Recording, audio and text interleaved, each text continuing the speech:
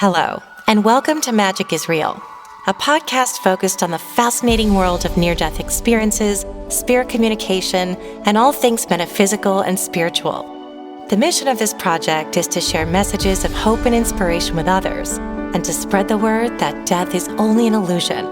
Thank you for being here with an open heart and mind. I wish you peace, light, and love always.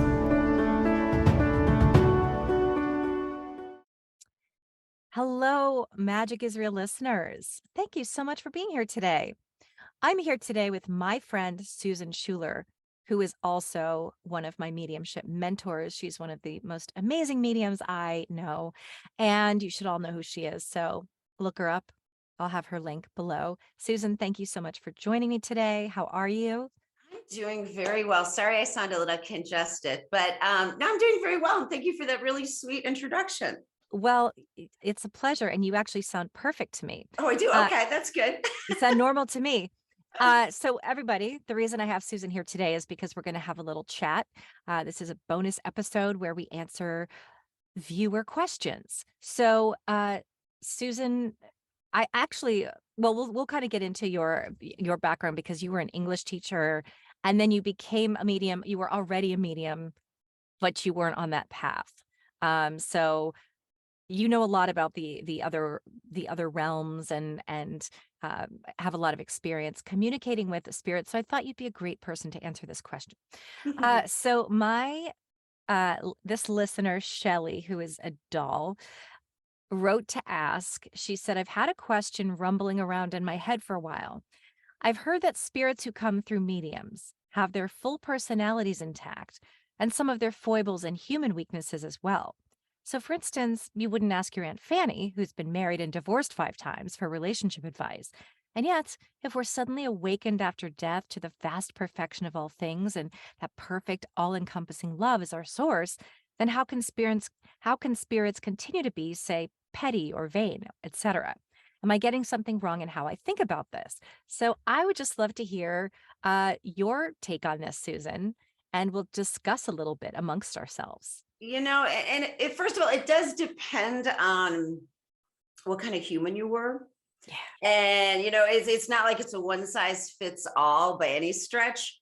But it also brings up the point about just because we do get to the other side, we're not omnipotent.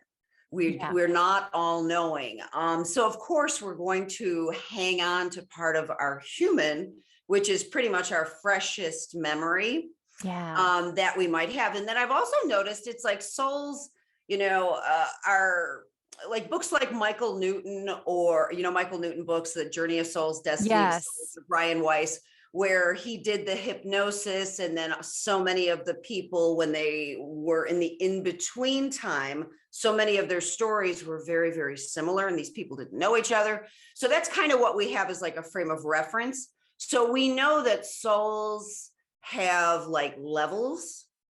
So it would also be contingent upon what your level is at. So if you, let's say maybe are an older soul and you cross over and you're going to see things a lot different than you would if you were a younger soul, or let's say you lived your life like Hitler. You know what I'm saying? So it's kind of like, it's not like a one size fits all. That makes so much sense. I remember when I had my first reading with you, you had said your grandpa's coming through, and he wanted to talk about, he said, you don't be with someone that you have to fix. And I was like, I don't know what that means. And it made perfect sense later on. But it's interesting because you said to me at that time, Grandpa, although he's a soul, is still Grandpa. He still has his opinions and about certain things, and I think that's true too, because when I bring through spirit, they definitely retain their personality, and in fact, they definitely, I can even tell, and I'd love for you to speak on this. I can tell before the reading starts, oh, is this person not going to be very easy to communicate with? I can tell already because either I feel a lot of energy up front and I'm like, oh, I know who this is. I already know. I can feel it coming in. Or I'm like, I'm not feeling a lot of stuff. And they all have kind of different vibrations and energies. And some people just hand it all to me on a platter. Some people, it's like pulling teeth. And Mhm. I've found that when when it's like pulling teeth, I usually now know to ask, is this person really private? They don't like to talk. They're real quiet. They're a little standoffish. Always the answer is yes. So I Right. can, even their energies, which I'd love to hear you speak about, because what it is, I guess we're all made of these balls of light, right? And we're all connected and we're all part of the same source. So I wonder if you can address that, what you think about that, about why some souls, their actual energy that comes through, even on the other side, retains the energy of their person, of the way that they were in life, and the amount of energy that they exhibited. Right. And not all souls are similar to the humans. You know what I mean? It's like Yeah. very oftentimes, I remember the first time I did a meditation where I met my soul, I was like, oh my God, she's so different than Susan. And Ah, it was very eye-opening. So, but the most very similarly, souls, we kind of gravitate, like I can say most of my lives, when I look at past lives, I've been a teacher, I've been into metaphysics, I've been into spiritual things. That's the way my soul is sort of slanted. Other souls might be warriors, or might be, so it's like certain souls are going to be that certain way, which means that the personality that you're taking on in your human form is going to have pieces of that. And remember, mhm. your soul's holding every memory that you have of those human experiences you know so there's all of that to take into account. And I forgot what you just asked me, so okay, ask your question again. No, that was okay, because that was kind of the question. I didn't really have I didn't ask it very clearly. I was just sort of trying to understand how, when I feel a spirit, it feels the way they felt in life. Absolutely. And I think it was my last guest who said this too, because this sort of came up, where she said that um, it retains, what is it? That they retain that in order for the person to sort of recognize them. Do you Very think true. that makes sense as well? Absolutely, because you remember too, the reading is taking place for the person that you're sitting in front of. Yeah. So of course so in other words, let's say if your brother in spirit's coming through, the information he's going to give you is very different than if he was coming through for your mother. Right. You know what I mean? So Yep. it's not just one size fits all again. That makes so much sense. That Yeah. really does. Um, Yeah, and the one yeah. thing that I didn't mention before is souls do change. It's like I've done readings with, and I can use two different spirit people that I can think of right off the top of my head, where I've been reading for them, like their loved ones I know pretty well now at this point, for the last 10 years or so. Yeah. And one gentleman's a 55-year-old man. He was alcoholic in life. He had a lot of problems. He ended up killed on the side of the road, struck because he was walking his bike home when he was drunk. Okay. So just kind of give you a little bit of him. When I read for him now, there's an evolution that I can see with this man's soul, with this spirit soul. And I think James Van Praagh wrote a book about that, Growing Up in Heaven, where it's just, souls evolve. And even as we as mediums, we have a short frame of reference, but you do see them changing. You Yeah. see them evolving. So even though I'm connecting this girl who's his sister, when I do readings for her, he still comes through and shows the funny part of himself, the this, that, the sarcastic. But there's also this beautiful spiritual sense of wisdom that's now coming through with him that didn't come through in life. Mm. So it's kind of cool. Yeah, it is. What do you think happens in that, on that like, as what you were just talking about? What do you think? I know we have this idea, or this knowledge, I think, that when we cross over, we're still doing work on the other side, we're still growing, we're still evolving. Just from I your honestly, yeah, how does that work? yeah. From your experience. To me, it Sure. feels like when someone crosses over, I mean, and once again, it's very contingent upon what their goals are. But very oftentimes people will stay really close to their family as the family copes with it. But then more often than not, they're doing their work on the other side, because it's like, and most often they're working with the humans. Yeah. They're so it's like as you evolve until they come back again. And I mean, the ultimate goal is to not have to come back into your human form anymore, and then just to continue to evolve until of course we go back into source. But and it's like for those of us that are very close with our, like, let's say our spirit teachers, our master teachers, For someone like me who's a teacher, I have the feeling that down the road I will be somebody's master teacher on the other side. Yeah. So it's sort of like you gravitate towards where your knowledge base is. Just like here. It's just Exactly. jobs that we're recruited for, and it feels like it's very much the same on the other side. I think it's Exactly. a lot more structural than we would imagine, a lot more of an organization than we Hmm. imagine, although we could imagine that organizations here are simply reflections. Our ability to organize may have been learned on the other side, just sort of the how we break off into departments and specialties and all that kind of Hmm. thing. So I think that's so interesting.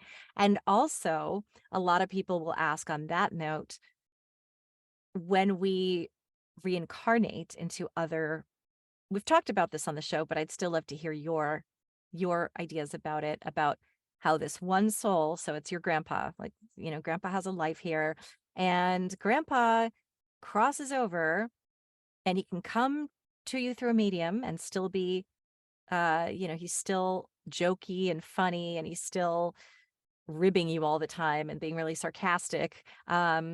Which is funny because I actually felt like, I feel like that guy actually is is here right now. But like, I feel like there is a guy like that that's here right now. But he can be that guy because I'm getting all these like chills as I'm talking, and it's actually distracting me from um but there's, yeah, but anyway, so this person goes to the other side and then can sort of branch off into other personalities. Then from what I understand too, since time isn't linear, maybe that's already happened, or it's all happening at the same time. It's not a, like I said, it's not a firm question. It's just a riff on that because it's so hard for us in our paradigms to understand. Right. And like I said before about, the only kind of thing that we have are case studies, like with the Michael Newton books or the Brian Weiss books. And I know they said that from what they could ascertain from that is people incarnated every 100 years or so. However, Right. recently they've been doing it a lot faster. And then we're not even taking into account the many, many times that we don't come in as human, that we That's come in other as, and I'm not talking about a rock. Yeah. I'm talking about as Pleiadians, as Syrians, as reptilians, and that's when you really start getting your head to like, so, Yeah.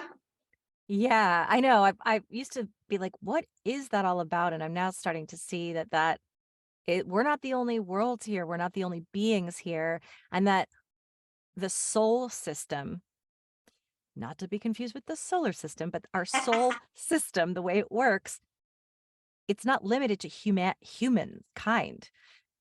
It's also other dimensions and other, whatever you want to call it, galaxies and that sort of thing. So I have heard it said that this is the most difficult yeah, place to I've be. I've definitely heard that too. And I remember this was such a trippy thing to me. I remember I was like 28 years old and I was learning transfiguration for the first time. So my best friend and I were like looking in a mirror. We're trying to do transfiguration on a past life. And we're like, okay, I really want to see what this past life looks like. So the lights were dim and she saw exactly what I saw. My face morphed into a giant human reptile, and my face, they blink like this. It was just like Yeah. the weirdest. It was, and I mean, I audibly gasped, and we both went like, because that was something I didn't even know existed back Yeah. then. So that was Yeah. not even in my wheelhouse. So, Yeah. that can sometimes, that was like very trippy to me. And I think that was probably the first time I ever realized, wow, we're not always human.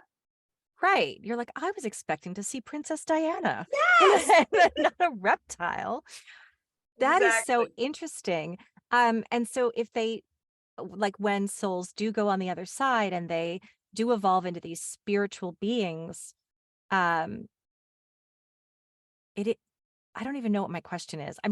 It's like it's so hard to sort of put into words about my grandpa goes onto the other side and suddenly he's grown tenfold. Like his spirit has grown, he's grown. So when he comes through a medium, what do you think it is that differentiates souls who come through more evolved or souls that still come through upset, traumatized, angry, bitter, I whatever it is. think it depends very oftentimes how they live their life. There's a Yeah. part of me, and I bring up Hitler again because to me he's Yeah. just the Worst, the most worst of the atrocious. worst. Exactly, Yeah. exactly.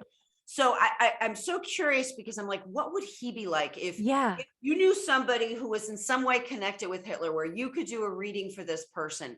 And it's like, now we know that when he crossed, because of all of the karma he had created, Yeah. we know that there had to be a major cleaning period. Would Mhm. we even have been able to connect with him? Because as you've probably noticed, when somebody's going through major healings, sometimes the connection's not the strongest.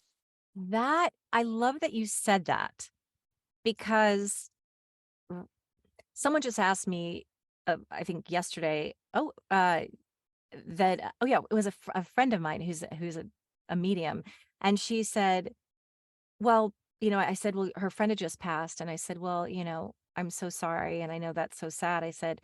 She said, I really wish I had connected with him about mediumship and spirituality. And I said, you can now. And she said, but isn't it true that I can't connect with him for like a year while he's settling in? And I said, nope, not at all. I said, doesn't mean, I will say I've had 2 readings recently where I'm struggling with this one person they wanted to hear from. And I'm like, how could I have missed that? And then they said, well, he just died last week. And I'm like, oh, and now that doesn't mean that I can't. I have gotten strong messages from people who just passed, but then sometimes it's like, I got nothing. Do Um, you, do you know, I yeah, mean, Shannon, on that, what I've noticed is it doesn't have anything to do with the spirit world. It has to do with the recipient that I'm sitting with is how, and if they wouldn't, they may not understand this because if you say you're too wounded right now to get a message, they're going to be like, no, no, no, I really, really want it. yeah, But the bottom line is you're broken right now, which is understandable because for those of us who have experienced hardcore grief, you're broken. yeah, And it takes a while to sometimes get back to sometimes you'll never get back 100%, but to heal. And so it's not the spirit world. Spirit's amazing. They can communicate no matter what. It's the human that you're sitting with. I love that you said that. Because I really was sitting there going, how did I not get that person when Mhm. I had all these other people come in? And I always tell my sitter, it's not always who you expect to hear from or want to hear from. I said, usually it's one and the same. So you don't have to worry because most of the time we don't miss it. Usually Right. when I say, is there anyone we missed? They're like, nope, that was it. That's who I Mhm. wanted. And that's a great feeling. And then at the end, if I say, is there anyone I missed? And they're like, the person I was dating who just passed. And I'm like, oh my God, how did I miss Mhm. that? But I think that is so true that it's their vibration, and I wonder if you also think it's because spirit kinda wants to give them the space to heal without having them be sort of dependent on that communication. I don't know if that's a thing, but I just kind of it I came would to my certainly mind. say it could be part of it. Yeah, Like I said, everything's individual. yeah, just wanting them to heal without constantly wanting to make that contact, because otherwise I know people have said to me, "Can I book another reading next week and the week after?" And I always say, "No," because 6 months from now, yeah, just because I would rather have you kind of heal from your grief and for more to happen in your life, but also to you and I kind of show them ways that they can connect with their loved one directly because I Right. said it wouldn't be fair of me to ask you to keep coming back to me. That would be selfish of me. It's really about you developing that connection with the one you love. But it can be addictive too. And so you just kind of have to let people heal in their own time without having that sort of that tether to but if I talk to you then I can reach my mom and it's like you can actually already reach her. It just might not be as clear to you. But I'm always happy to show you ways that you can sit and learn and just kind of keep working on it with your loved one so that they can get stronger. Absolutely. Yeah, I Yeah. agree. Is there anything else you would like to add just about the topic of retaining personality traits and Well, that sort of thing? and this brings up Mavis Patilla, who was, in my opinion, one of the best mediums Yeah. in the modern world, who just recently passed. She always used to say that if you are a medium and you're getting 85% accuracy, Hmm. you're doing an amazing job because nobody's 100% accurate. Because as a medium, everything's got to go through my flawed human condition. So the idea of asking for advice from someone in the spirit world when you're dealing with a medium, you need to be really cautious about things like that too.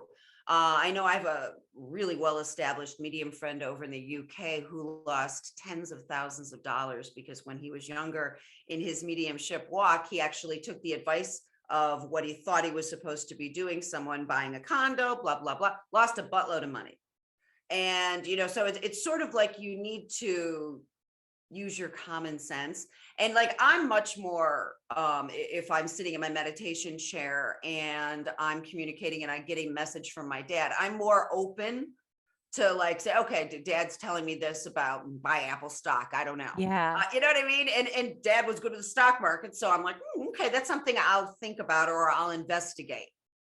But when you're and clients will ask for stuff like that. Well, what does my father say about this? Or, I had somebody the other day who she's got some health issues and her uncle was coming through who was a beautiful healer. And she wanted some information about her own health. And I said, well, listen, this is what I'm going to do. I'll psychically tap into you and we'll look at your health while I'm getting his information. Just so we kind of get like a two-sided way of looking at this, Ah, that's such a good you idea. know? It is. And because also, uh, spirit, if they're coming through as in the same personality, they're souls, but they're also still human. They're also Mhm. people. And like Absolutely. you said, someone might be very critical or someone might be very judgy. And I always start my readings with a spiel. And part of the spiel is what Mavis Patilla said. I always say, I like to manage expectations because I think people expect us to know everything. And well, she said this and that wasn't true.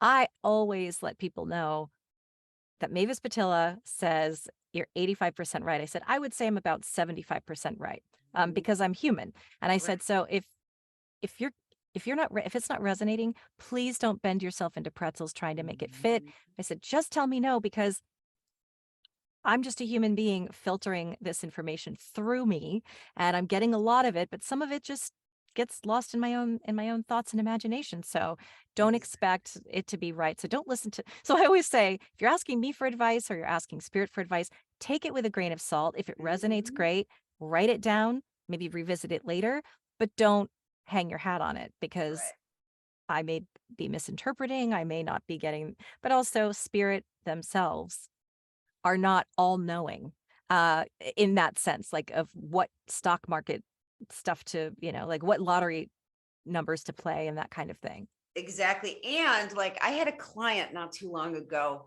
who wanted to have a baby. Say, am I going to will I be able to conceive?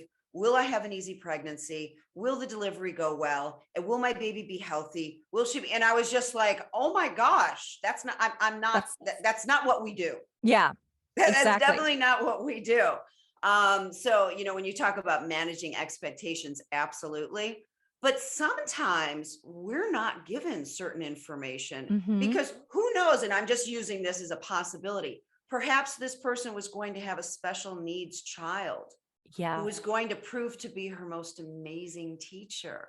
That was going to Right. be like, how could I have imagined my life without this special, special being? So it's like you don't know what the big picture is. That's exactly right. That's another point that I just as a little side note that I think is important is that we don't we don't always get the information and I've Mhm. learned it isn't me failing to receive it.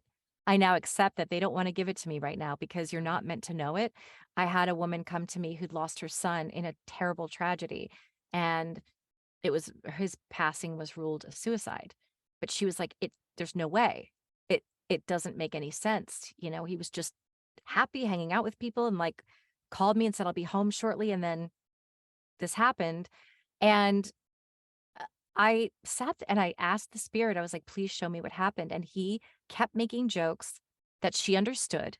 Like, remember do you remember this joke? Remember the thing about this? Remember and I said, I'm sorry, I don't it's too big a responsibility for me to tell you what happened because I'm not sure, but also he's not giving it to me. And I felt very strongly that he was not telling me because 2 years in, obviously she was still in horrible grief and still is to this day, Mhm. crying every single day and agonizing over this. And I said, his message is he doesn't, either way, is it going to make you feel better? Whether he took his life and you have no idea why or how that even happened, or whether someone else took his life, it's going to feel just as horrible. It Mhm. just different emotions, anger. Why? He wants you to focus on the bond that you have. He wants, and I was like, believe me, I want to solve this for you so badly. I'm like, I really want to know. And obviously, if it were somebody else, I'd want them to there to be justice, but that's not what he's worried about on the other side. He just Mhm. wants you to remember all of those funny things you laughed about and the fun times that you had, and to know that you're going to have see him again. And sometimes you just don't get the information, and it's for a reason. Absolutely. And think of how we evolve and grow as humans when we don't always get closure, you know? Absolutely. So, That's it. Well, mhm. thank you for helping me dissect that and just having a little chat about how spirit communicates and the mediumship world. I will have a link to Susan's website below so you can check her out. Is there anything that you want to share about things you have coming up? Because do you have a class coming Oh up, or is gosh, it full? I've got a Zoom class coming up for a spirit circle. I am in Los Angeles, and I have a few. I've been an event coming up for a fun psychic night in Santa Monica that's live. I love Oh, doing live events. Can't wait for that. I love And that. then I have a live circle that's coming up. So I've got, if you go to my website Cool. at mediumsusan.com, it's all up there. Okay. Thank you, Susan. Thanks for being here Of today. course. Thank you for having me on the show. My pleasure. Talk soon. Okay. Bye.